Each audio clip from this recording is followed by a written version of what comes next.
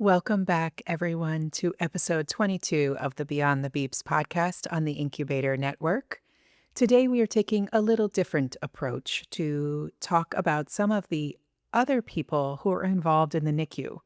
You may not be thinking of these folks in that same way, but we want to make sure we're bringing them to the table as well.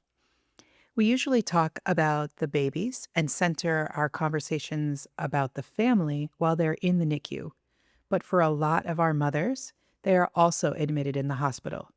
And the care that they receive beyond their medical care, their beeps, if you will, is really, really important. In the last few weeks, particularly, I have been in a lot of mothers' own hospital rooms as these brave, courageous, and compassionate mothers are fighting to recover themselves after a traumatic delivery, blood loss, hypertension, preeclampsia, heart attacks, pulmonary embolisms, flares of chronic conditions, and even readmissions for anything from C-section infections, postpartum preeclampsia.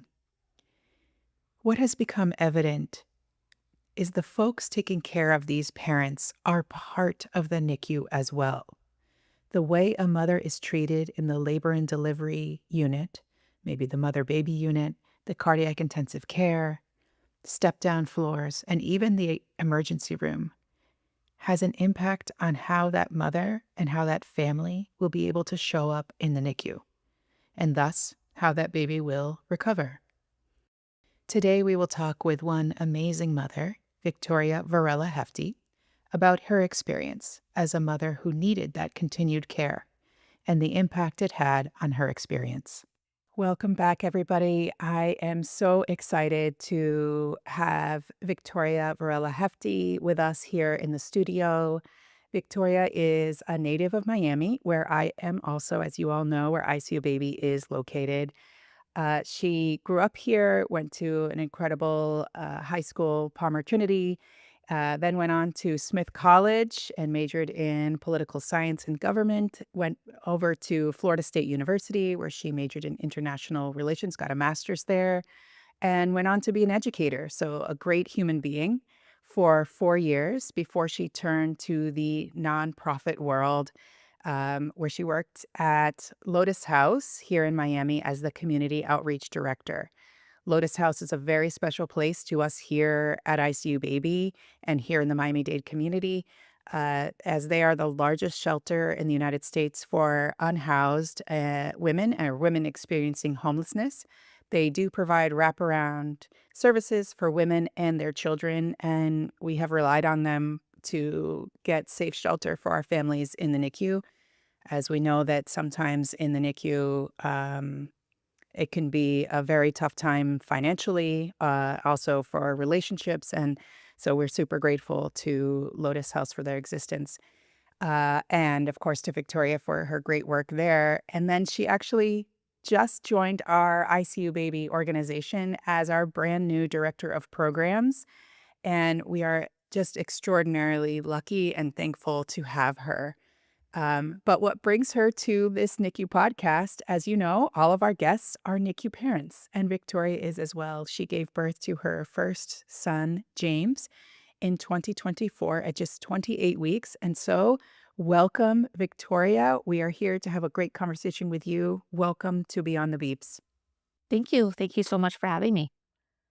Yes, we are super grateful to have you here and have you on our team. You've been embedded in our community and a like-minded individual for your whole life. So it's really great to have you here. So let's go to your NICU experience. Let's talk about what brought James at 28 weeks. Tell me a little bit about that pregnancy experience. Oh, so that pregnancy experience was filled with a lot of monitoring from the very beginning. Hmm. I was considered high risk being a geriatric pregnancy, which I don't necessarily love that term. Um, Yeah, so geriatric, yeah, yes, it's after 35, Yep. so which does not qualify as geriatric in any other capacity, but yes, No. okay, So I was alright. considered geriatric. And then on top of that, I have a couple of autoimmune disorders. So I have Hashimoto's. And then a year before, they had discovered, wait, there might be another one. And it was kind of a tie between lupus and something called Sjögren's syndrome. So both of those required additional blood work, additional monitoring. I didn't necessarily mind because that meant I got more sonograms. So I got to see James more. And yet my favorite sound during my pregnancy was hearing his heart. That was my favorite sound in the world. So those extra sonograms meant I got to hear him more. That was Yeah, always my calming moment every time I go into those extra the extra doctor's appointment. They'd do the sonogram, they would find his heart. I would hear it, and then I'm like, okay, I can breathe right now. I heard his heart. We're good. Um, so unfortunately, as a result of not the Hashimoto's, which was the one that they were initially the most concerned with, but the Sjogren's lupus, since it was new and we hadn't really figured out exactly what was going on, they started to notice some issues. In May, I started to have some bleeding. So that required a couple of emergency visits to the hospital. They monitored me. They're like, okay, we need you to rest. We'll start mm. resting a little bit more. How far along Try were you at that point? You said it was May, uh but how many weeks, do you early remember? May. So that would have been 24 weeks, 25 weeks, in Okay. that range. I went one time, they're like, "Okay, you're all right. Everything's good. Just try to drink more water. You're looking a little dehydrated. Drink more water." I went another time, and they're like, Your amniotic fluid's looking a little low," but they were unsure at the time just because it's like that conflict between the doctor at home was like, "No, you're okay," but the hospital wasn't sure, so they kept having me go back and forth. They're like, "Go Hmm. see the OB again. We want you to run more tests." And then at that point, it was they were doing the urine test, and they're like, "Oh, wait, you've got preeclampsia. We're seeing that in your urine. All right, you're on bed rest. Like, don't more commuting to work. Work from home. Here's a doctor's note." I was familiar with preeclampsia. My sister had it, so I was like, "Okay, I just gotta really take it easy. I need to be sure to hydrate, electrolytes, like try to reduce my stress as much as possible." This was co-happening with like the amniotic fluid issue. So then I go in and during one of the scans, they're like, okay, your umbilical cord's not operating the way it's supposed to. And how she initially explained it to me, she's like, think a hose that's caught up. So you're still sending him nutrients, but it's slower. So the flow had started to slow down. So she's like, all right, I want you to come back in a few more days. And at that point, my family was like, don't drive, don't do anything. Everyone was very much on like Nikki and James watch. And this is at that point when I was like 28 weeks, and my dad took me. He was the only one free, so he's the one that took me to the doctor's appointment. And normally never the person that would have taken me to doctor's appointments. He was not the medical one in the family. But my mom couldn't, my sister couldn't, and my husband was working, so my dad took me. They do the scan, I hear his heartbeat. I'm like, his heartbeat's strong. We're good. The technician leaves for a while, and then it's that anxiety starts to build up. I'm like, okay, something's not good because they're not letting me leave right away. The doctor comes in, she's like, okay, so you're going to the hospital. Your flow is now no longer just slow. It is if it's in bursts at this point. So he's not getting consistent. He's tiny. I'm going to send you in. She's like, it doesn't mean you're delivering today. We're going to send you in. They're probably going to give you a steroid shot. They're going to monitor you. I'm like, okay, this is happening. And my dad was super calm. I was so proud of him. He took me home because at that point, I hadn't done a diaper. I hadn't done a hospital bag. I hadn't done anything. I hadn't even had my baby shower. I didn't have anything in the house for a baby, for the end of my pregnancy, like all the sweet, cute things that you do of like picking your outfit and picking their first outfit. I had zero. Like there was nothing. I threw together stuff in a bag and I was like, oh wait, I have to take care of the dog. I gotta prep the dog a bag so my dad could take the dog with him. And my husband and I go to the hospital and I'm there and I'm like, I threw in, I don't even, honestly, I have no idea what I threw into that bag.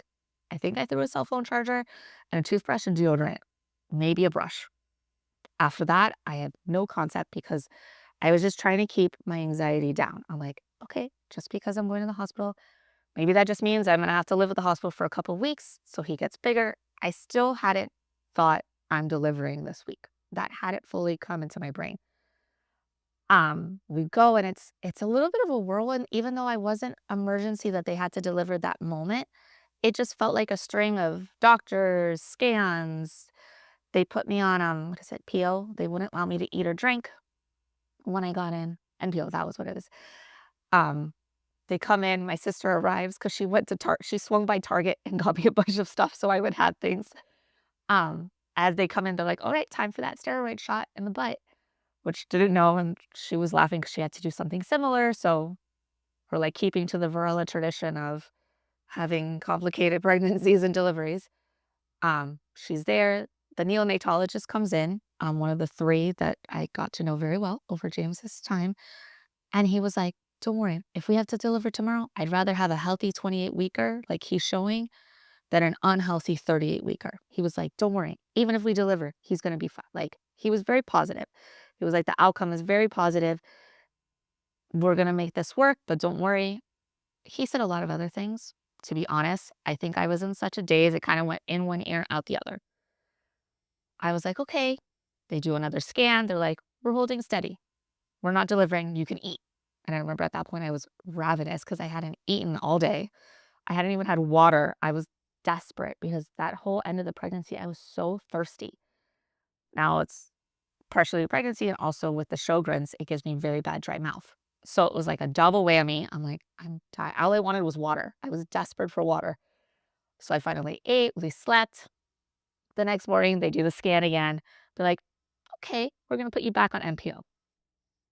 I'm like, okay. So another day, no food, no eating, just waiting, waiting, waiting. And now, in hindsight, I believe they were waiting to be able to give me the second steroid shot. Because at that point, that's when things started to pick up, when it came closer to the 24-hour mark. So they give me the shot, they do another scan, and they're like, you know what, we're going to move you into a delivery room. I'm like, okay, all right. Doesn't mean anything. They're like, it doesn't mean anything. It's okay. We're just going to move you in. At that point, it's a bigger room. My sister was there, my mom, my husband. And then one of my very dear friends who I worked with at the Lotus House had come to see me right after they finished the last scan. She had gifts for me. She wanted to see how I was doing. We're all chit-chatting, waiting for the doctor to give me the results. And then a nurse comes in. She's like, okay, I'm ready to shave you. I'm like, I'm sorry, what? She's like, oh, they haven't told you. And I'm like, no, no one's told me anything. She runs back out. My doctor comes in. She's like, it's go time. I'm like, okay. And I remember at that point, I'm like, all right, this is happening. I have to be brave. I was like, give me 5 minutes. She's like, I can give you 5 minutes. She walked out. I asked, I'm not a super religious person, but in that moment I was like, all right, let's tap into that faith. Um, I had everyone come around. We held hands. We prayed. And I'm like, okay, I'm ready. I thought I was ready. Then I had another moment. And I looked at my sister because I told my sister, I'm like, I need your strength. Because she had had the same thing. She had an emergency C-section a lot later. She was at 35 weeks. But again, she went in for like regular checkup and they're like, oh no, we're delivering this baby right now. So I was like, I need your strength right now. She's like, you've got this, you're fine. And I remember the nurse then warning me, she's like, it's going to be really noisy in the OR. And that's not something I had thought about. I honestly hadn't even thought about a C-section at all. I was like, okay. She's like, focus in on me. I'm with you the whole way. So she stayed with me the whole way. And she's like, I would have prayed with you. I'm going to pray with you right now. She takes me in. They sit me up. And at that point, I think I like quasi-dissociated a little bit. I wasn't feeling much emotion. I was just there. I was present. She held my hand. She's like, just hold my hands. Focus on me. We're going to start this. They give me the epidural. They're like, all right, can you feel your legs? I'm like, yes, I can still feel the left. All right, let's go in for another shot. Go in for the other shot. And again, I had no concept. I hadn't even talked to my doctors about a birthing plan. I didn't really have one because knowing what happened with my sister, I'm like, I just want a healthy baby.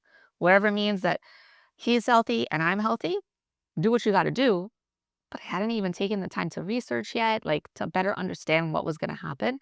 I hadn't had those conversations yet. That was not something I was aware of. So it was so just concerning. I'm glad she warned me that it was going to be noisy because it was just everyone talking over each other, and they're saying a lot of things, and at one point, someone was counting. They started counting, and they lay you down and they strap you down, which isn't like in movies and TV shows, you don't know about that. I didn't realize that they strap your arms down. So you're strapped in, and I'm like, "Okay," and I'm by myself at this point. My husband still hasn't been brought in because he was getting scrubbed in.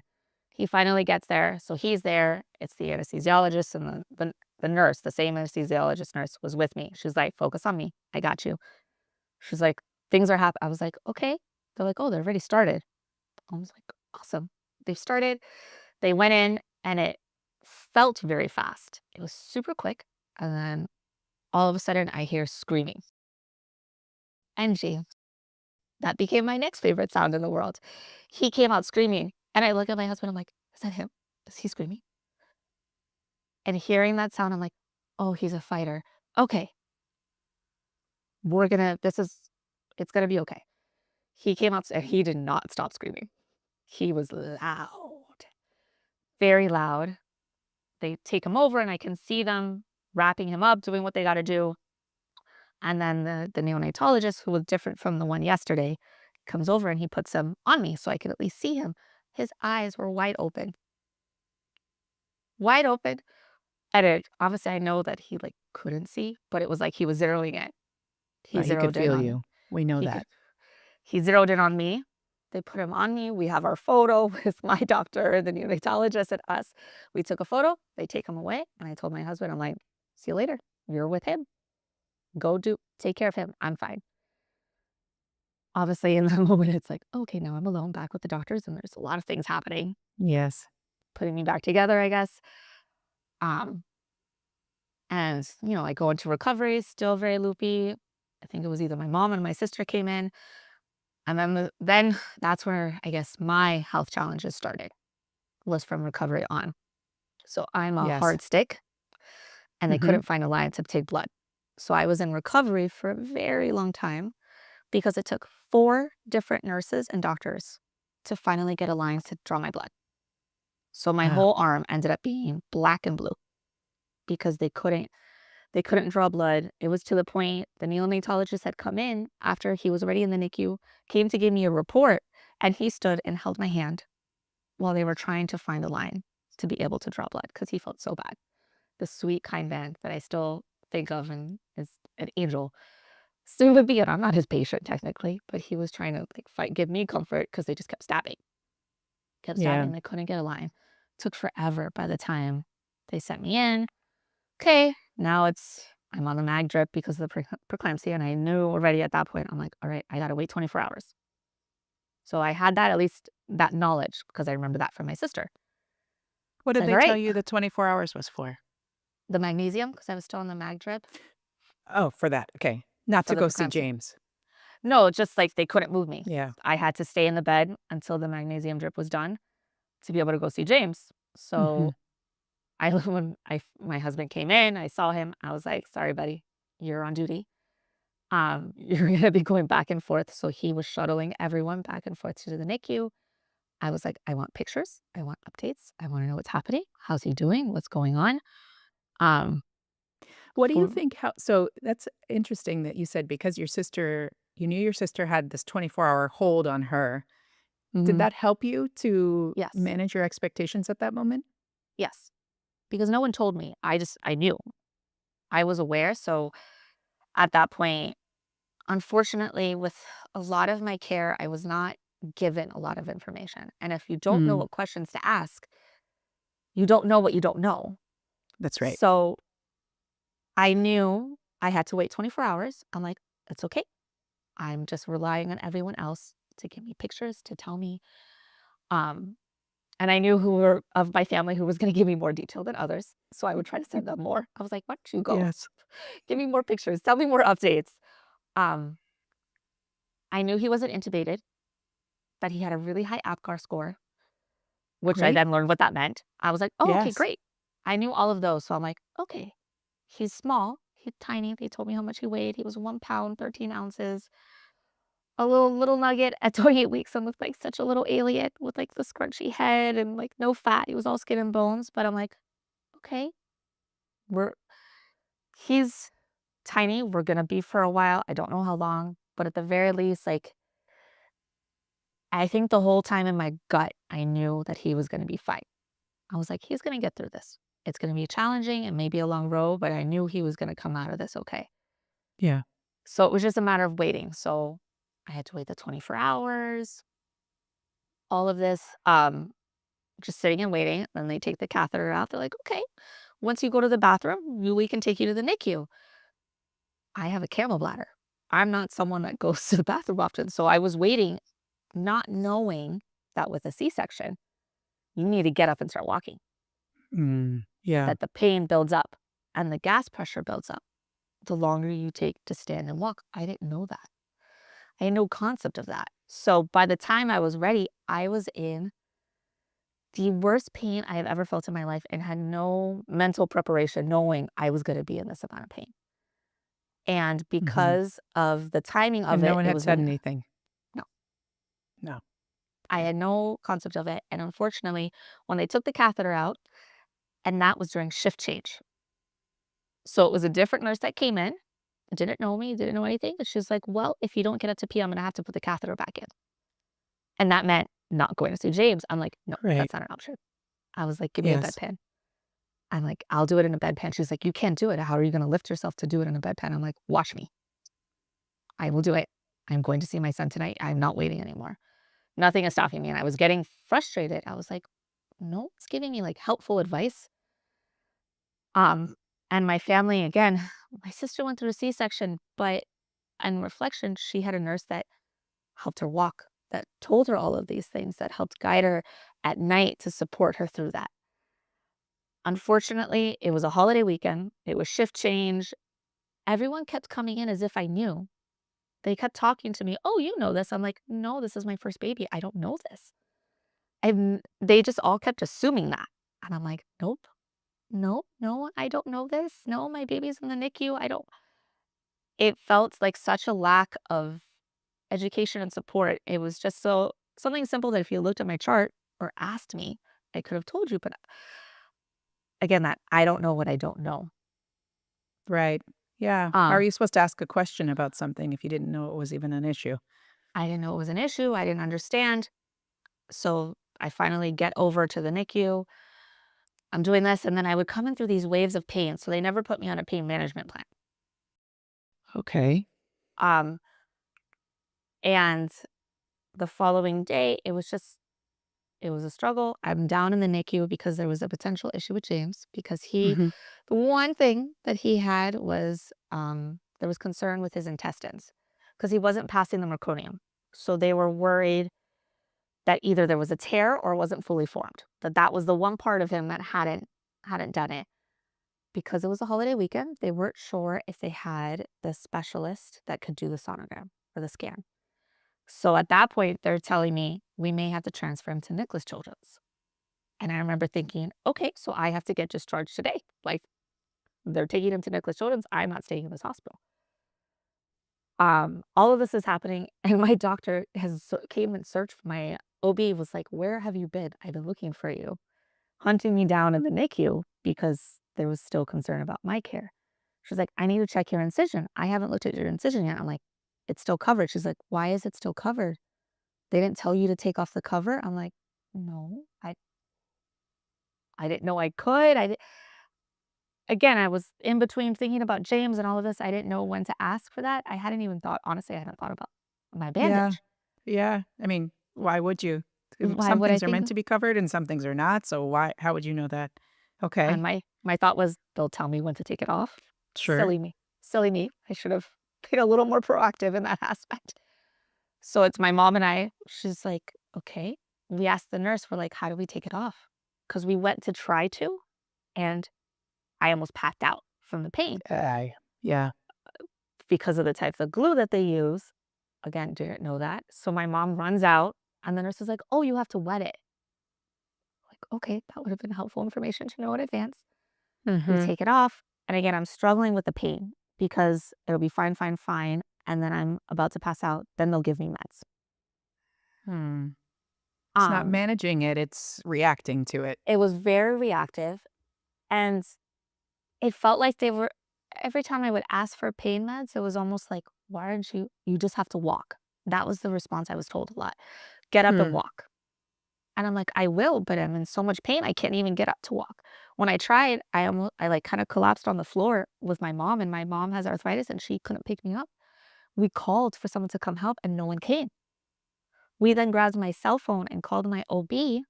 She then had to call the nurses station to then come and give me pain meds, because when we called on the phone in the bathroom, no one Yeah. showed up.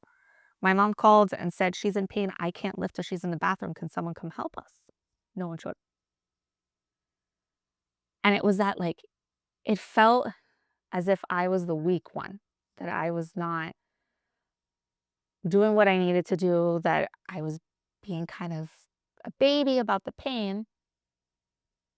We find out afterwards when, I had a classic C-section. I did not have a newer one. So, because James was breech, she had to go in the old way, top to bottom, instead of that. So that's why my physical recovery was gonna be also longer, because they had to go in so quickly and more invasively. My the incision was harder. Yeah. It was. Yeah. Yeah. It was more challenging, and my OB was like, "Yeah, you're in a lot of pain. You had a classic C-section. It's gonna hurt more than someone else that's had one of the newer versions." I'm like, "Oh, okay." Again, not knowing what I didn't know. So all this time I'm thinking like, "God, I'm such a baby. Why can't I handle this? I need to get better. I have to get to James." Not knowing there's a reason you're in more pain than usual. And then at that Right. point, they put me on a pain management plan.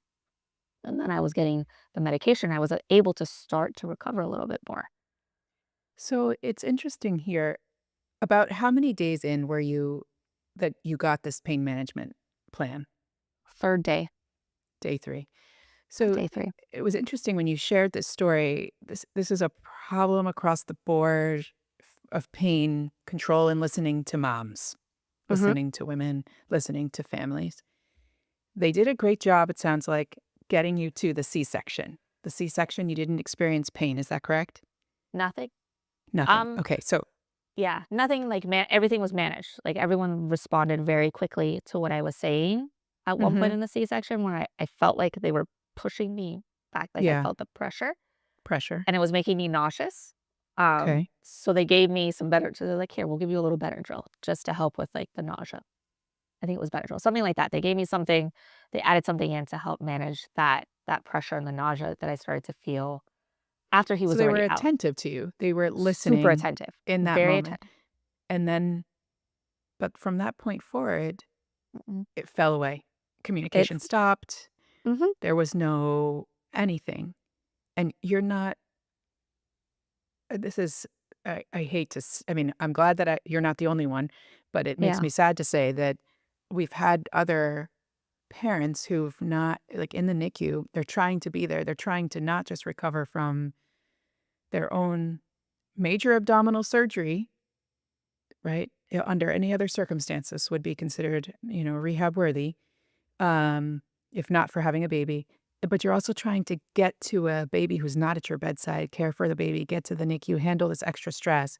And they're not getting the management from the pain side. And we've had to have sometimes it's the NICU parents, sounds like, I mean, sorry, NICU nurses, sounds like your OB is having to step in Mhm, to advocate. We've had certainly NICU nurses who call over like, she's here, she's going to pass out. We need help. Like, we need the nurses, we need your help. mhm. So, what did your, what changed for you once that pain management came on board? Um, so then that's also when I started to express milk. So I Okay. was able to finally start pumping, but there was no lactation consultant available. So my night nurse, my angel, I love her. She's probably one of the few nurses that I remember from my care. I don't really remember the other names of everyone else, but her because she was so amazing. She found, she got me the pump. She showed me what to do. So I started pumping, and I was like, "There you go, mommy." There's and it that loss of identity that sometimes happens in the mother baby. I was no longer Victoria. I was mom or mommy. No one called me by my name at that point. Um, And how was They're that like, for you? I Tell me hated about that. that. I hated that. It really bothered me. I was like, I have a name. Look, you're looking at my chart anyways. Just call me by my name. And that's something, it felt like such a loss of identity. And I think compounded with the fact that I felt like my voice was not heard, Mhm. in addition to it just being called mom and mommy, and you're not listening to me. It feels like I am no longer an individual. Like that was Yeah. so frustrating in that aspect. But they're like, okay, now you can do something. This is something you can do for your baby. You can start pumping. I'm like, okay, sure, not much is coming out. It kind of hurts. I didn't really know what I was doing. There was no, the nurse did the best that she could, but she's not a lactation specialist. So she provided me Mhm. some guidance and I was able to do some. And I think that's at that point when the hormonal drop off started to happen. 'Kay. And it was like 1 in the morning. I was pumping like I was supposed to on schedule. I'm crying as I'm pumping. And I'm like, all right, I got to get this to James. It was 1 milliliter vial. And they were putting so much pressure on me to walk. They're like, you have to walk. So I was like, okay. My husband was asleep. The poor man was exhausted. Mhm. Um, Shuttling me back and forth, shuttling family back and forth. And he has a broken back. So that in itself, he has his own physical limitations. So I'm like, I'm going to let him sleep. And I was so deep in like guilt and guilt that I had to deliver so early, guilt that I'm not there with the baby. I haven't been strong enough to get healthy fast enough so I could be there more. And I'm like, all right, this is the one thing I can do. I can take this 1 milliliter vial to my son in the Yeah. NICU. And I walked by myself to the NICU at 1 in the morning. And it was the longest walk of my life. I was like, all right, get to that door. All right, take a break. And the nurses see me doing this. They're like, good job, mommy. And I was, as I'm crying, I'm like steadily crying as I'm doing this because I'm so deep in that hormonal drop off and all of these mixed feelings. I'm like, all right, walk to that window. I walk to that window. All right. Stop at the elevator bank. Take a seat. All right. Go down the elevator. All right. The security there in front of the NICU sees me and he's like, are you okay? He's the first person to ask me if I was okay. Was the security guard. Hmm. I was like, I'm just in a little pain. I'm taking a break. He's like, okay, just call if you need anything. I get to the Very NICU. thoughtful. Very Mhm. kind man. One of the men, the security guards that we got to know as well on the whole NICU journey. I get to the NICU, I scrub in, I go. The NICU nurses see me, they pull a chair because the ward he was in did not have enough chairs for every bedside. So we had to share the chairs. Um, and they knew I'd had a C-section, they knew I was struggling with pain and everything else. So the nurse there quickly grabbed me a chair. I gave her the vial and I sat there partially to recover because it was a lot. That was It's the longest walk exhausting. ever. I was Yeah. exhausted physically and emotionally. And I was just so Yeah. tired. I sat with James, and that's when I started my little ritual with him. Every time I would leave him in the NICU, I would just stand over his isolette, I put my hand on it, and I would just pray. Do the Mhm. same prayers each time, tell him I love him, that he's great. And then I started that walk back. I walked back to there, and I think, what is it called? The CP, the one that would come in to check the blood Mhm. pressure because there was still, um, obviously my blood pressure was still an issue with the preeclampsia. I was on blood pressure meds. I get back, she's checking it. I am bawling, quasi hyperventilating Yep. from the You're emotional having a toll. big emotional release. Yeah. And are you okay? I'm like, I said no. I was like, no, I'm sad. I'm in a lot of pain. She's like, okay, well, I'll come back and check your blood pressure later. And then walked out. And that was it. And I had never felt so alone in that Such a instant. I missed was, opportunity. even if she's not the right person, I understand that. Like, Yeah. tell my nurse, tell a nurse. And I just felt so isolated. And I was like, I don't know what to do. I'm feeling all these things. Again, not fully understanding that some of it was physical responses to giving birth. The fact that I hadn't even thought of the fact that went through a traumatic event, like that hadn't even crossed Yes. my mind. Right. Even knowing the work that I do about trauma and trauma informed care, I didn't think of it as that. I was like, okay. I had already signed up to be back with my therapist. I had done a call in the hospital knowing that I might potentially have postpartum, but I think in that moment, you're so in it, and without having someone step in and be like, "This sucks. What you're going through is Yeah. horrible. This is not fun." And it's okay to be angry, feel guilty, feel sad, and still happy to see your baby. But I didn't Yeah. all of those were jumbled in, and I didn't know how to express myself properly. I was lucky that I had so much love and support from my family, and I remember thinking, "God, how do women do this that don't have as much family support as I have?" I'm in that hospital setting, I'm being ignored, and I have advocates. My mother was a bulldog with those nurses when it came down to it. The same with my husband and my sister too, Yeah. because unfortunately, my medical issues continued throughout. I was in the Okay. hospital for 8 days total. That's a long Um, time. So if anybody out there is listening, typical, mhm, so there's no such thing as normal, but typical yeah. would be 2 days for a vaginal delivery, 3 days for a C-section. So we're talking about 8. What kept you there that long? So after that walk, that emotional walk I took, the next morning I started to have chest pain.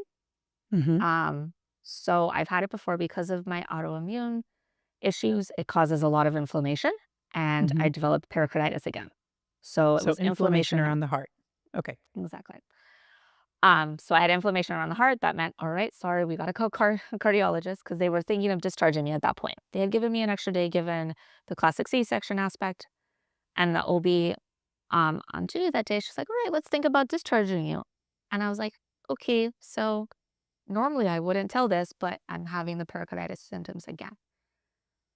Call cardiologist, they do the CAT scan, all of this, the EKG, which super uncomfortable trying to do those when you're having chest pain and a C-section pain at the same time. And I'm like Yeah.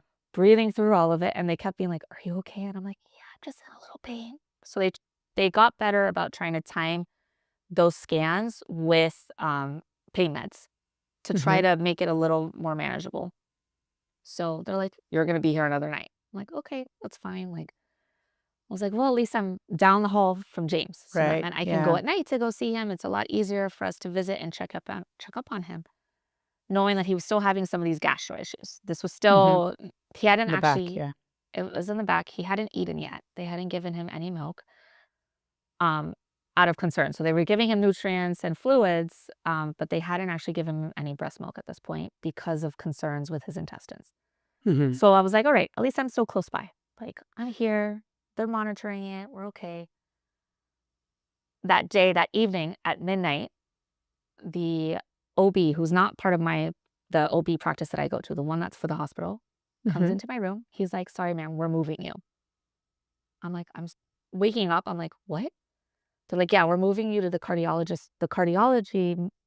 cardiac unit on the other side of the hospital." I'm like, "What?" They're like, "Yeah, your results came back, and we have to move you over there. We can't take care of you here." This is at Just like midnight, that? just like that. They were like, "We have to move you immediately." I started crying. I was like, "No, I can't go to the other side of the hospital. My son's in the NICU downstairs. Like, why can't you just hook me up to the monitor?" Because I knew what monitor they were going to do. It was the one with the little pack that I put in the pouch and it sends it to telemetry. I was like, you should Mhm. be able to do, they can monitor and you just keep me here. Why am I moving at midnight? I'm like, is it an emergency? Do you have to take me into surgery or something? They're like, no, no, no, no. We just can't monitor you here. And my husband and I kind of pitched a fit. We're like, no, you're not moving us there. My husband's like, I have a broken back. I cannot shuttle her over here and you guys won't help us because they told us like flat out there was no one available to take me to the NICU. If I was going to go, I had to go by myself or someone had to take me in a wheelchair. There was no So patient transport or anything? not to the NICU, no. Hmm. Um, for me to go, it had to be I walked myself or someone pushed me in a Put wheelchair. someone pushed you. Okay. Mhm. There was no patient transport to the NICU for me. So and I knew that. I'm like, I can't go over there. My husband cannot walk that distance, pushing me at the same time with his back. And it's on top of this, it was midnight. I was like, Midnight.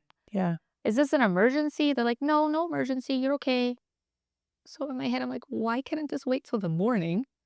Right. What? Um, I'm a little not hysterical, but I'm very elevated at that point.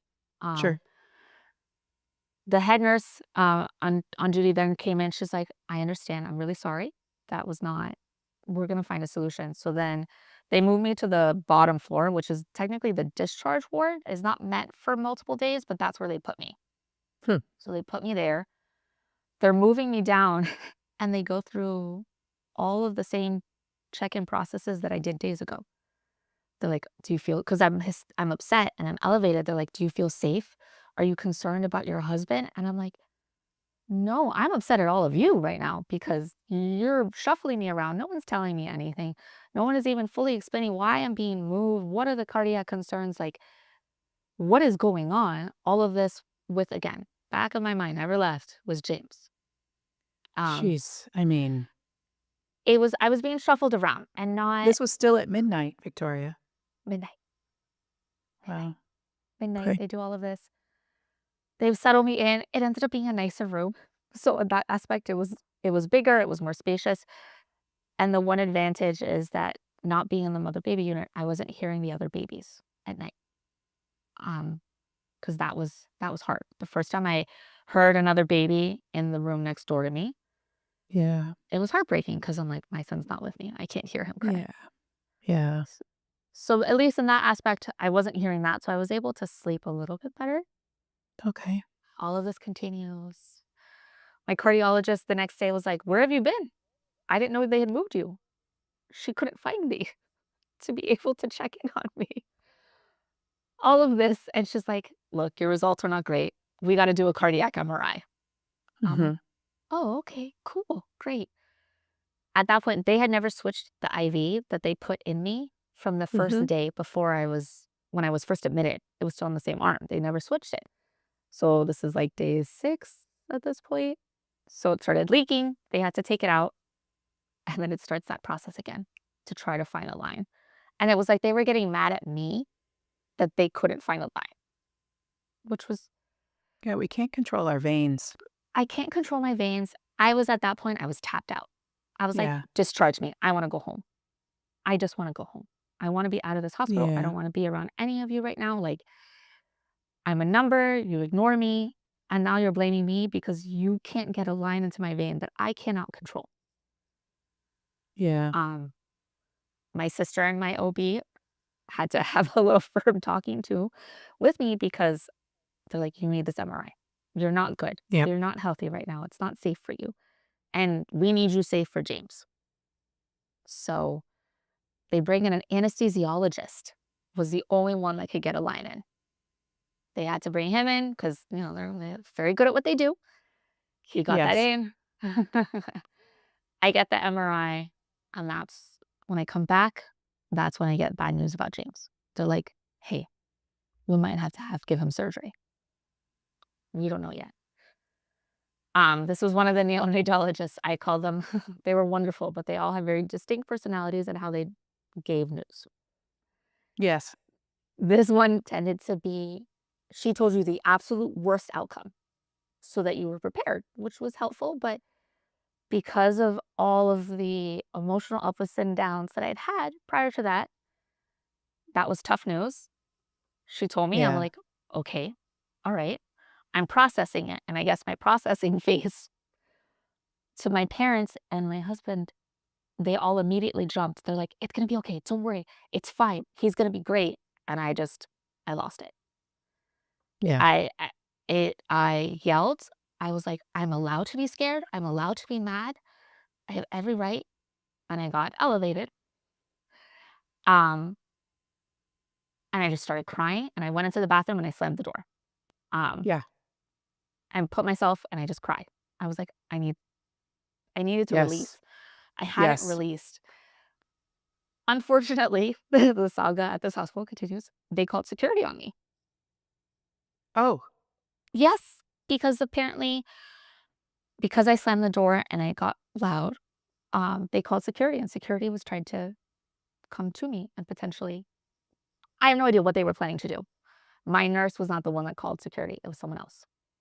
My Hmm. nurse then intervened and stopped them. She's like, "She just got bad news about her baby in the NICU. Let me take care of her." Walk away. My parents also then stood in front of the security guard, and my dad's like, "You are not touching my daughter. You need to back off."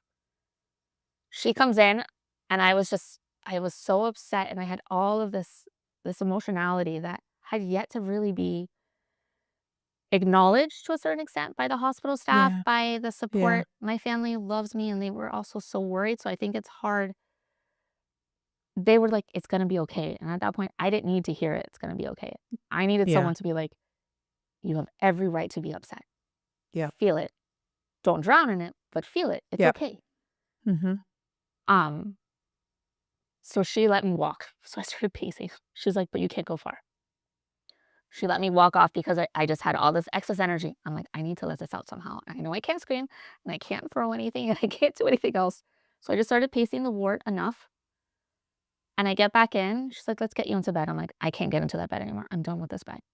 I I'm not sleeping in that bed tonight."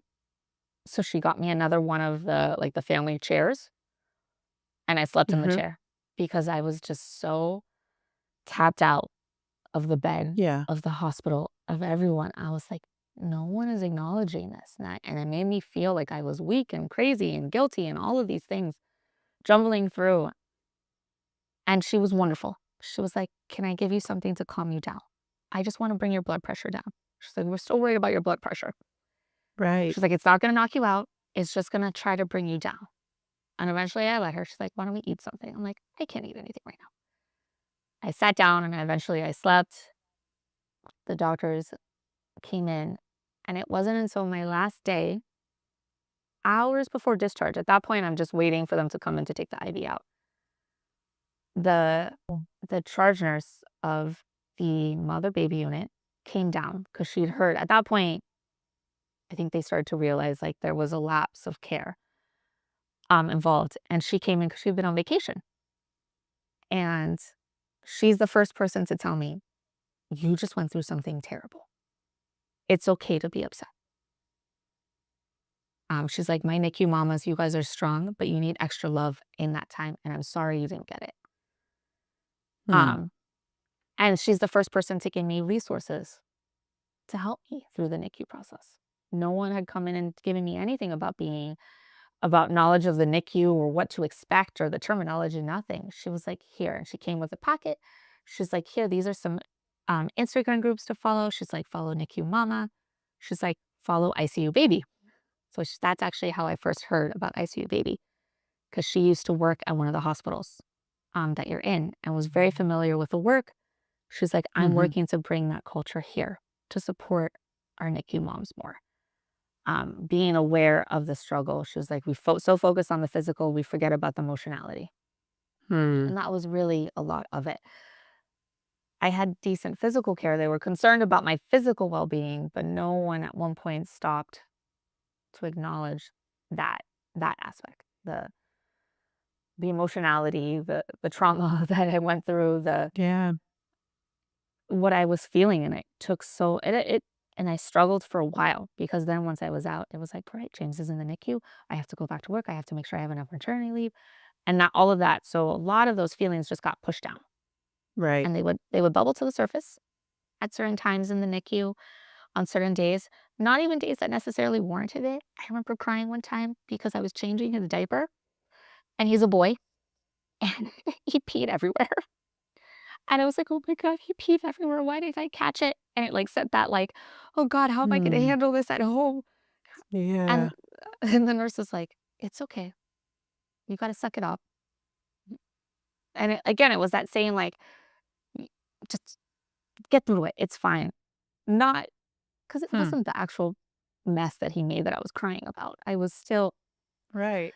it was the guilt and the emotions were Yeah, it, you like, were bubbled to feeling the surface. like you somehow should have known that this was gonna happen and somehow should have been able to prevent it and somehow had magical Yes, powers. Uh, yeah, but you don't, and nobody allowed you to say that. right. Yes, it was one of those, like. And I think a lot of NICU moms will say that they have their favorite nurses, the ones that, Mhm. when you walk in and I knew it was that nurse, I'm like, "Oh, we're gonna have a good day. James is gonna have a good day. Yeah. Him and we're gonna be on point with his feeding," which was, I think our biggest journey for him was the feeding aspect, was Sure. slowly building it up because he would spit up a lot. He had a lot of acid reflux, um, especially with the intestines every few days. Every day it was like, "Did he poop?" That was the Right. number one. "Did he poop today?" Yes. "No, he Yes. still hasn't." "Okay." They're like, we're gonna have to help him out." Every few days, that tended to be that was our ups and downs. Did he poop? How much did he eat?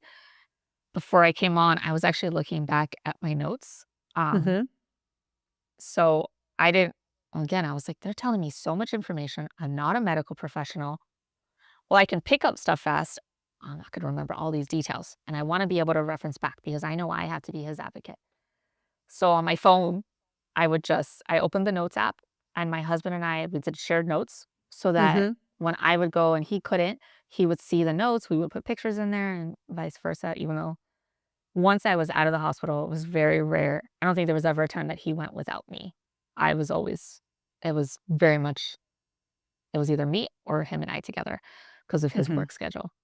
Yep. Um, so I would take my notes and I'd be like, "All right, how much did he eat last time? Oh, he didn't eat as much this time. What do we think is going on?" So it was like keeping track of all of that. So it was the feeding journey, and when it was the nurses that I jived with, he always fed better, especially once we started bottle feeding, because there was certain Mhm. nurses that were just so helpful in explaining that to me of how to best support him, how to hold him, learning how to burp him.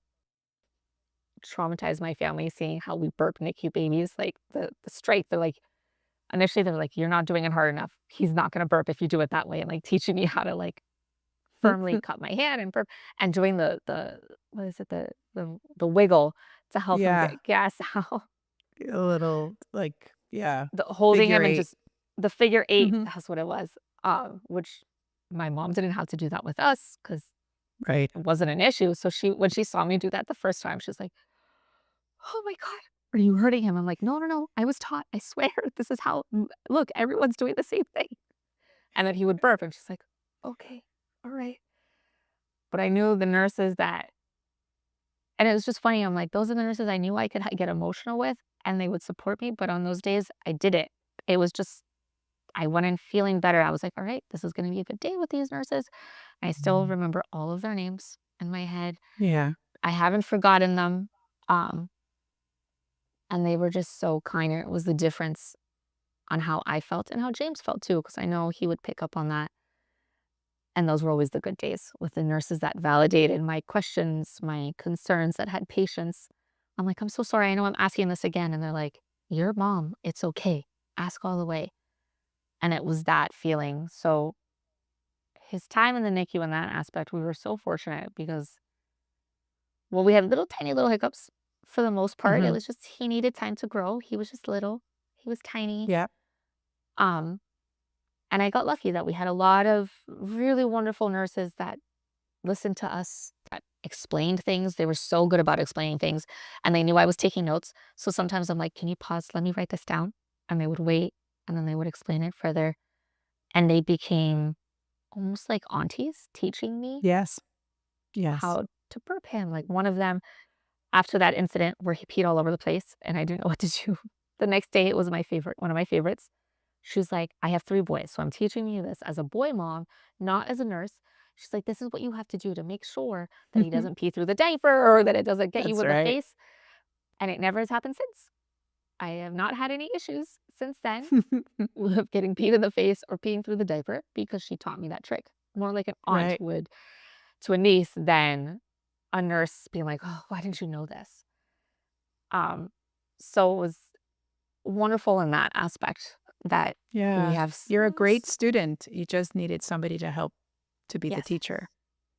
and Yeah. that was through all of this is like, I just didn't know. Even when he got discharged, little things happen, like the first visit to the eye doctor because of ROP, Mhm. which I know you recently had an episode about that. I don't know what ROP was. I never met Yeah. the eye doctor because of how the schedule worked. I was always when I was Yep. working that he would come in to do the exam. So I never met him. First time I Oh. met him was in the follow-up 2 days after discharge. So I go in, I'm like, "Oh, I wear glasses, I go to the eye doctor. Okay, well, I don't know how they're gonna check a baby's eyes." Well, I learned that day how they check his eyes, not knowing that I was gonna have to be the one to hold him down. Oh. I had to hold him, they made me hold him down. The nurse held his head and his neck, but I had to hold his body down, so they placed him on my lap. I'm holding him down, and they did the clamps and the drops and the whole thing, and Right before they told me, they're like, "Mommy, he's gonna scream. It's gonna be worse for you than him. He's not in pain." And I'm like, "Okay, what is about to happen to my child?" I didn't know that. That was Mm. horrible for me, more for him. I think he was fine. Yeah. He bounced back, but seeing them put the clips on his eyes and hearing him scream, and my son is loud. He's still very loud. Yes. He's a loud baby. The whole office heard him. Everyone afterwards was like, "Is that baby okay?" I'm like, "He's just a screamer. He has been since birth." I didn't know that, and I went to my sister's because she lived right down, and I cried. I was like, "Jackie, that was the most traumatic Yeah. thing I've ever had to go through. That was horrible. I had to hold him down while he's screaming, and I didn't know that. I didn't know that's how that exam Yeah. went." And again, it's that I don't know what I don't know. So Yeah. one of my coworkers ended up having a 25-week baby. Mhm. So I wanted to educate her on the things that I didn't know. So Right. as things were Yeah. happening when her baby got discharged, she's like, "Oh, we have to go see the eye doctor." I'm like, "I'm gonna warn you. This is what they're gonna do. She's gonna be Yeah. fine. It's not gonna hurt her. She's gonna scream her head off. And you're gonna have to be part of it most likely." I saw her the next day. She's like, "Thank you for warning me because if not, I would have gone in because no one told her either." She hadn't been Yeah. prepped for that. So she was like, "It was still horrible, but at least I knew." And that Yeah, I'm was hearing Victoria in so much of this, and I think this is, um, it's something we talk about a lot, like, the role of a parent in the NICU is so crucial, but we as parents, we have to be prepared in a little bit, right? Mhm, Like, what your nurse did for you when you were going into labor was she said or when you were about to go into delivery, rather. She said, "It's gonna be noisy." She managed some expectations for you. "I want you to look at me." Right? So she mhm, said, "There's something that you have to look out for, but you're gonna look at me." mhm, Then the times when I hear you're suffering is when nobody and it's not even like a warning, nobody prepared you. Nobody said, mm, "Hey, this is what's gonna happen." So and that's something to me that's critical in mhm, this whole conversation that you're highlighting is it doesn't require too much to say, "Hi, I know it's really late. I need to let you know that we have to move your bed because of this." Right? "Hi, this is what's going on. We need to give you a little heads up about this so that you can prepare yourself." You, and subsequently, what happened, this is what I'm hearing you tell me if this makes sense. mhm, Nobody gave you a little bit of heads up. Nobody gave your nervous system a little heads up. mm. Nope. Nobody allowed you to make any expectations. Nobody allowed you to prepare yourself to experience what you are 100% capable of experiencing with less traumatization. Does that feel right? Yeah, pretty much. It was just a lack of it was such an assumption that I knew Mm, and not providing the space to know what to expect. The yeah. I mean, you summed it up right. Because I was warned before the C-section, I felt able to then manage my nervous system, my response. I was like, "Okay, I know this is what it's gonna be like." Had I not, I think Yep. that would have been even more overwhelming than it already is. Yeah. Um, Well, and the same thing with your sister, knowing that there's a yes. magnesium 24-hour hold, because that's why I was surprised when you said, "Well, and I knew I was gonna have to wait 24 hours." So casual, where normally there's like a frenetic feeling of like, "When can I go Mhm, see my baby?" And that you knew just a little bit. You could say, mhm, "Okay, I know that this has an end. I know that I can endure this at this point. I yeah, know where we're going from here." Because in such an uncertain time, you're mm, not you were never asking for much. You were just looking for some guide rails or a little bit of information to make sense of what mhm, didn't make any sense and mhm, was completely out of your control. Yeah, I mean, relatively, mhm, but completely out of control when your baby's in the NICU, like they're not even in your visual sight. So there's a lot of things mm. happening that you can't understand. So he starts feeding. You're able to give him your milk? Or did you He, introduce formula?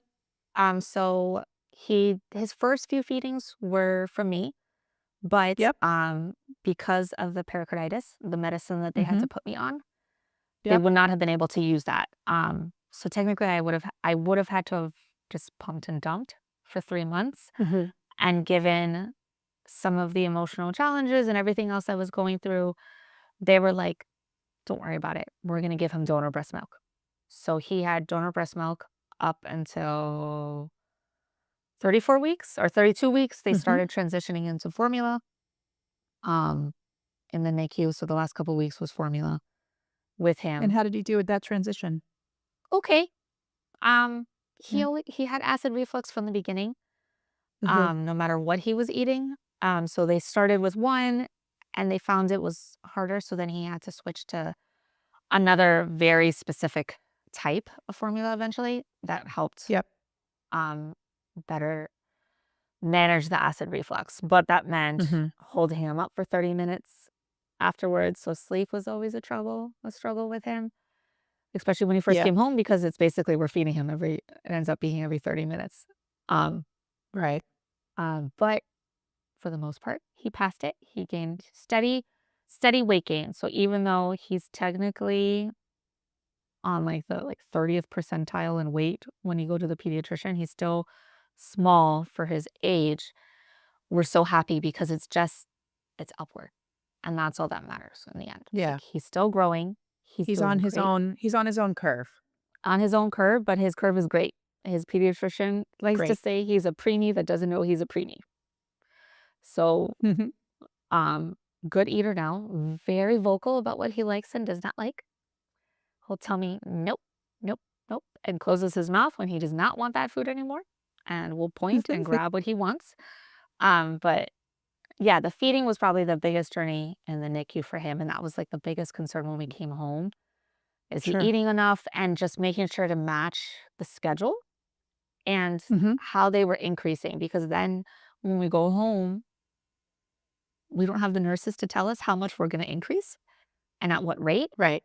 So we kind of had to just go with our instinct a little bit. And working with his pediatrician as well, she gave us really good recommendations, and we did see her quite frequently. And then there was so many follow-ups, and every Yeah. doctor was asking us about him and his weight and what he's eating and how much he's eating with all of the doctors. But then it was they kind of throw you to the wild. You're in the NICU and you have so many doctors and so many nurses, and then you're home, and it's like, oh, Yeah. okay, we got to do this on our own now. We don't have doctors telling us how much to increase, or he hasn't pooped in a day or two. Now we have to be worried, and um, it, it was trusting in our instincts. And again, with those amazing nurses, because they were such good teachers as well, we felt a lot Yeah. more prepared to manage some of those things, knowing they had taught us so much. So I felt a little better prepped. Not for sleep. The sleep was not, that was, there was no prep for that. Yeah. No guidance on like, oh, he's not going to sleep well. And sleep training is not really an option until he's a certain weight. And by the time he's that weight, it's kind of hard to try to sleep Oh. train because the habits have been built. Yeah. And Yeah. um, that's like, it's in itself its own issue. But overall, How does he sleep now? eh, he wakes up a lot. He struggles to sleep by himself. He likes to still be able to like hear or like arm, like he likes to just have people around him. Yeah. Um, and he gets FOMO. He doesn't like to fall asleep if we're still awake because he wants to Yeah. be around the people, and it's just a struggle. He's super independent with everything else. Like he Yep. wants to do things on his own. He doesn't want my help, but when it comes to sleep, that's like the one thing that he still craves Mhm. us. He still wants to he doesn't need to be held, but he wants to be near us. He wants to be able to see Yep. us or still be able to Yeah. reach an arm and touch us. Um, Mhm. I know we've been told like he'll outgrow it. It'll be fine. He Yeah. just that's something for him, which I can imagine. And I have one sometimes of he like, those. yeah, and Yeah, it's of my 3. My yeah. that still wants mom. They still want As mom, and long as that's it's okay. okay for you guys, Yeah, sleep is if that's that's it. how he sleeps. Because when we would try to put him in the crib by himself in his room, he would last Mhm. 2 hours, and then he would wake up screaming bloody murder. It was Yeah. Like I was torturing him. And then when he got bigger, he tried to pull himself out of a crib and flip Sure. over. I was like, no, no, that's not safe. We're not doing that. Okay. Yes. No, it's not happening. So if me being close by helps him sleep better for now, I know eventually he's not going to want to be around me. He's going to be a teenager and be like, oh, mom, you're so boring. You're so Yeah. lame or whatever You're term they so come up with. I'm sure it'll definitely be lame. That'll definitely be Yes, the word that they'll yes, use. because yeah, because that's not at all a term that was from my generation of being you're so lame. Hey, Whatever you the never know, it term might is, come back. it might, you know what? That's true. Everything comes back. It does. I'm We're sure at putting it that out there point, today, Victoria. yes, Lame's gonna be cool again. yes, but I can be up with the terminology when he's a teenager and not having to like Google it or try to figure out what these words mean. Um, Yeah. so right now that's, you know, he's doing so well, but there's every once in a while, it's like little moments where I'm like, "Oh, okay, we're not in the NICU anymore. We're past that. We're okay. He's doing great." Yeah. Um, It it's still hasn't fresh been though. really in the scheme of things to have had such a, it was a traumatic experience that you all went through. I mean, trauma is something, of course, we Mhm, know, as a trauma-informed person as well, like, trauma is a difficult experience, and everybody goes through it differently, right? mhm. Um, but it sounds like it also was pretty traumatizing, and for it to only be somewhere in the 2-year range, um, it makes sense that there's stuff that's still coming back up for you all the Yeah, time. yeah. Yeah, There's little moments where I catch myself. I'm like, "Oh, no, come on. You've worked on this." And finding the right therapist and the right therapeutic approach was really yeah, helpful, and that took some mhm, time. Uh, yeah, finding the right therapist. I had one, and she was wonderful, and she's one I'd worked with for years, but then after this experience, it was no longer the right fit. yeah, Um, and I had to find someone else, and that was okay too, because I realized I was not progressing with my recovery, my mental health recovery, the way that I wanted to, and then I wanted to be there, and I was still struggling with it more than I wanted. So I knew I had mhm, to find another solution. So it took some time, but I think that's so important as well of like finding the right fit. Cause I feel like it's easy, like, okay, I found someone and I'm gonna stick with it, even if it's not working. And that's okay. We can change doctors. Doesn't yes. upset anyone. Um, That's a cause really that, good point. That's a really good point because 'cause they're all humans, and we're all humans, and true mental health professionals don't want you to stay with them if it's not the right fit for you. They'll want you to find that right person. Same thing with doctors, and, yeah. it's, getting a second opinion shouldn't be offensive to Mm-mm, any professional, or yeah. finding somebody that's a better fit. So I fully endorse that as well, is finding the right fit. Yeah. So Yeah.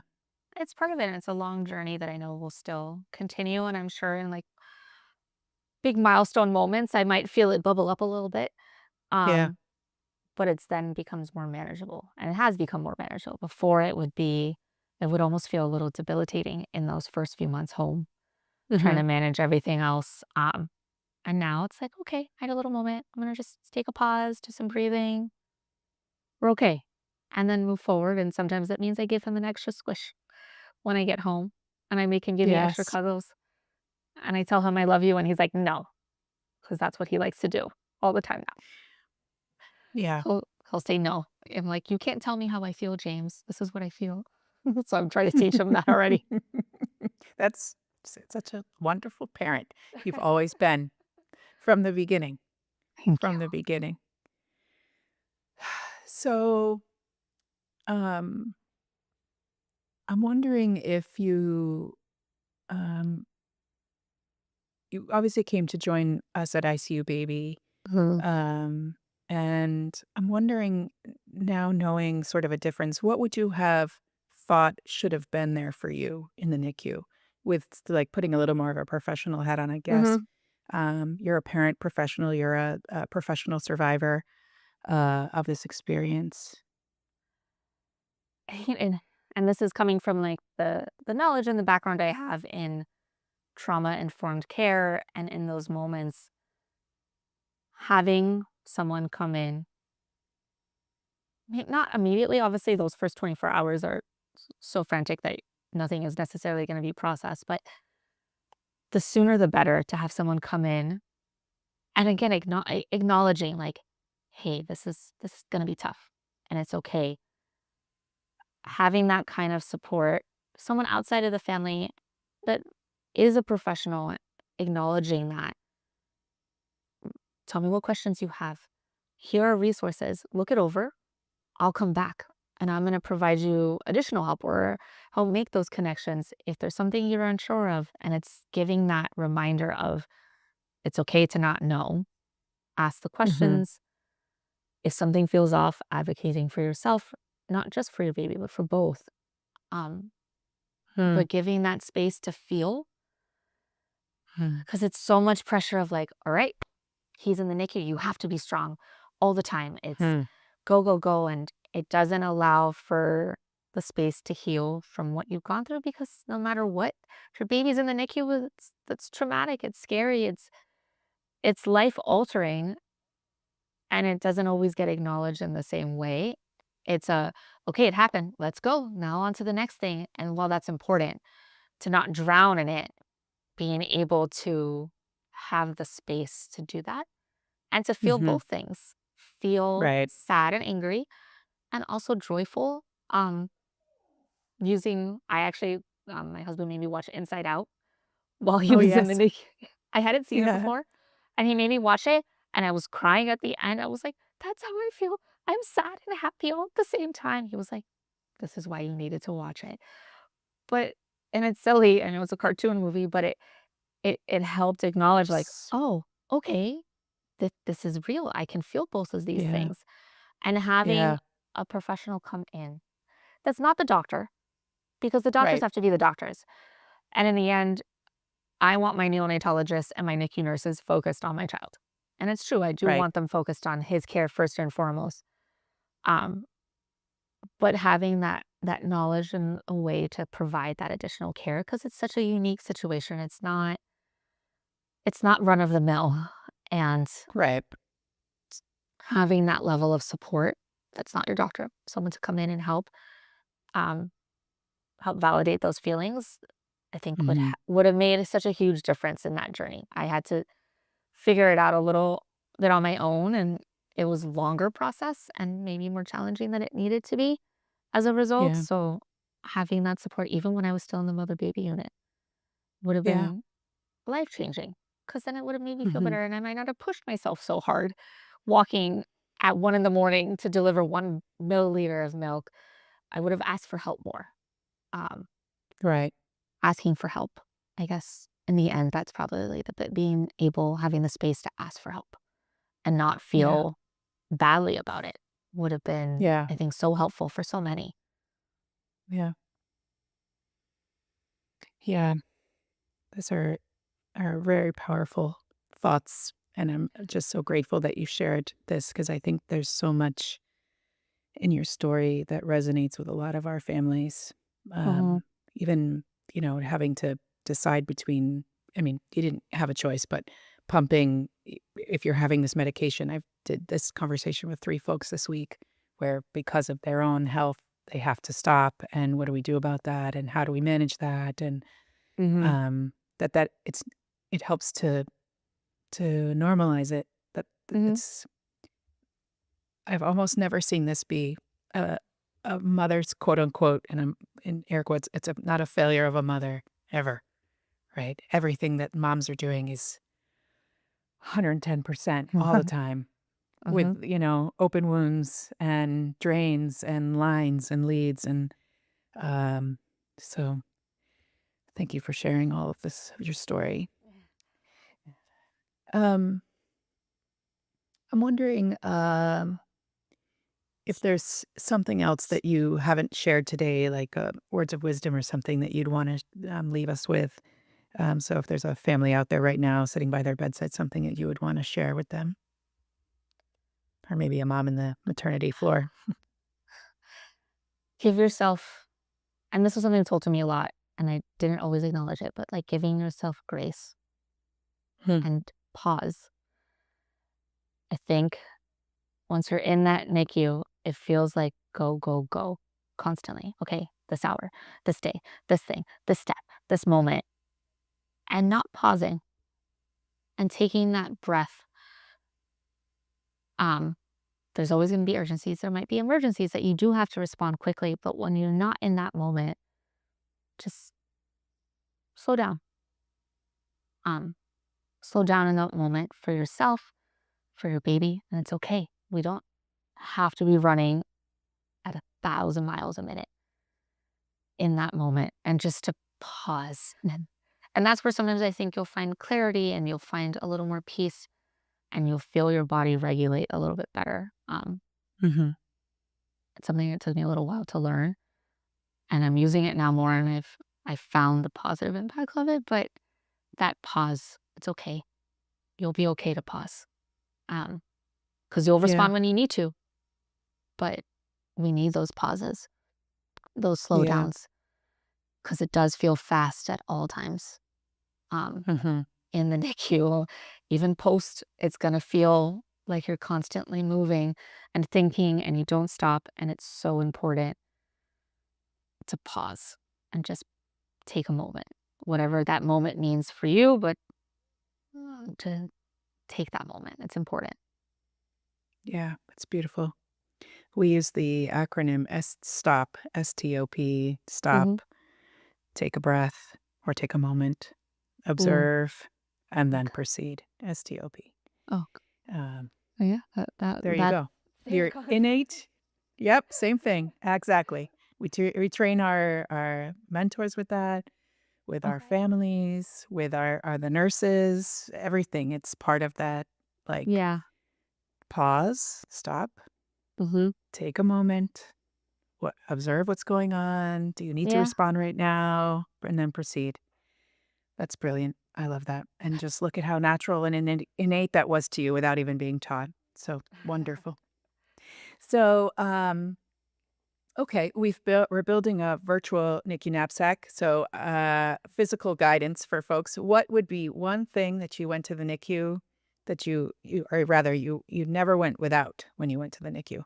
My phone. Your phone. My phone was twofold. Yep. That's where I kept my notes, Okay. and that's how I kept track of everything because I was always gonna have my phone anyways most of the time. Mm-hmm. And that's how I was able to share with my spouse the updates Mm-hmm. when he couldn't make it. So if he was working, he would get a notification when I put those notes in so he could see. And then I would Mm-hmm. give him more detail later. But Sure. the notes and then the camera. I have Oh so yeah. many pictures and videos. And every once in a while, I don't do it often, but every once in a while I'll go down memory lane and it's just such a Yes. wonderful reminder. Good. And it's like just because they're in the NICU, I want those memories. I want those milestones. I wanted to share with everyone. I'm like, look, he's changed it's now the cannula. He's doing so much better. Look, one less lead. Or he's Yes. wearing clothes today, and taking those photos and those videos. His sounds, I would take videos of his sounds. So even if I couldn't be in the NICU, I could listen to him and hear Mm-hmm. that. So being able to document it in words and in photos. So that's why my phone, I never went to the NICU without it because it was such a big part of that journey. Yeah. Great. So a phone and a charger. Yes. Perfect. We'll put that in the bag. We have a Yes. journal. We have a few other things. So that's wonderful. Um, and then something we ask everybody here Mhm. for ICU Baby, we're here to uplift hope. What does hope, that word hope or concept hope, mean to you? I think it always means people, Hmm. in the sense that there's so much good in this world. Um, all you need to find hope is look at someone else. Um, those small acts of kindness, even if they're not related to you, to me are hope. Um, Having worked in challenging environments and experienced the things that I've seen, what's always uplifting, even when the world seems dark, is that there's so many people doing such good things. There's so many little acts of kindness everywhere in the world that how could we not have hope for the future when there's so much good out there all the time? So it's as simple as just looking around and seeing what others are doing other things that you see, other moments, it's really easy to find hope that way, at least for me. That's beautiful, Mhm. Victoria. It's true. Yeah. It's beautiful. It's like Mr. Rogers says, look for the helpers. Yes? I love it. I love it. Well, I can't thank you enough for sitting here and sharing your story with me and with our community out here. It's so profound and so meaningful, and I'm just really grateful. Thank you so much. No, thank you. I hope it helps someone else to hear. So, Yeah. So if you are out there, maybe you are in mother baby or antepartum or driving on your way to the hospital or trying to make your way downstairs to see your baby. You're up at 3 a.m. walking the halls because you're trying to get back to sleep, or you're pumping milk, or you're at work trying to eat lunch, wherever you might be. Victoria and I want you to know that you are not alone. And we look forward to being in your ears next time.